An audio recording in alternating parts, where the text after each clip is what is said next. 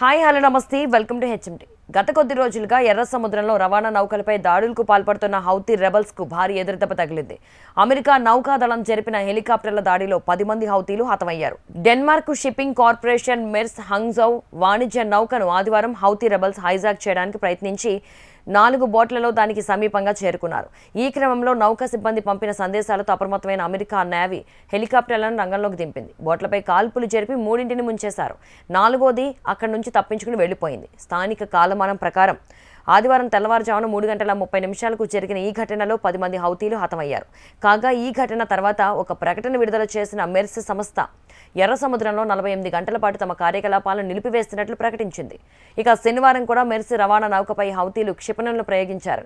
వాటిని తాము తిప్పికొట్టామని, మళ్లీ ఆదివారం చిన్న బోట్లతో దాడికి ప్రయత్నించారని అమెరికా వెల్లడించింది. కాగా ఈ ఘటనపై హౌతీ రెబల్స్ గ్రూప్ తీవ్రంగా స్పందించింది. ఎర్ర సముద్రంలో అమెరికా సహా ఏ దేశం జోక్యం చేసుకున్నా పరిణామాలు దారుణంగా ఉంటాయని హెచ్చరించింది. నౌకా సిబ్బంది హెచ్చరికలను పట్టించుకోకపోవడంతో తమ బృందం దాడికి పాల్పడిందని హౌతీల ప్రతినిధి తెలిపారు. తమ పడవలపై అమెరికా దళాలు ఎర్ర సముద్రంలో దాడి చేయడంతో 10 మంది చనిపోయారని ఆయన చెప్పారు. మరోవైపు గాజాపై ఇజ్రాయెల్ దాడుల పరంపర కొనసాగుతోంది. గడిచిన 24 గంటల్లో 100 మంది మృతి చెందారని, 286 మంది గాయపడ్డారని గాజా ఆరోగ్య శాఖ వెల్లడించింది. గాజాపై తాము చేస్తున్న యుద్ధం ఇప్పట్లో ఆగదని ఇజ్రాయెల్ ప్రధాని నెతన్యాహు స్పష్టం చేశారు.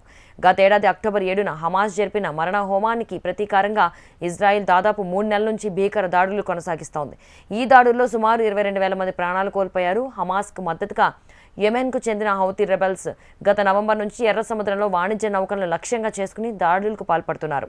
దీంతో ప్రధాన షిప్పింగ్ కంపెనీలను సూయజ్ కెనాల్ ద్వారా కాకుండా Africa Cape of good hope చుట్టూ సుదీర్ఘమైన ఖరీదైన మార్గాన్ని ఎంచుకుంటున్నాయి.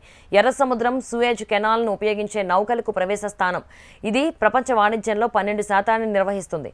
ఆసియా, ఐరోపా మధ్య వస్తువుల తరలింపుకు ముఖ్యమైంది.